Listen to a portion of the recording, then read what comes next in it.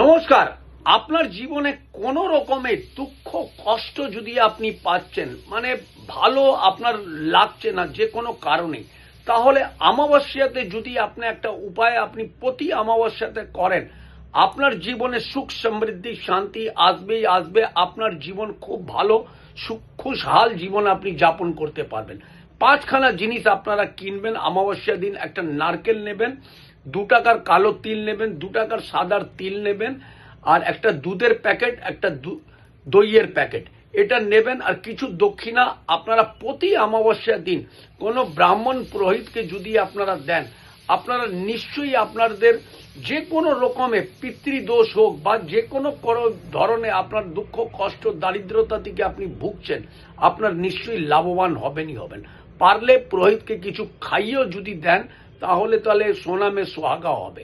এই উপায়টা করে দেখুন। আপনার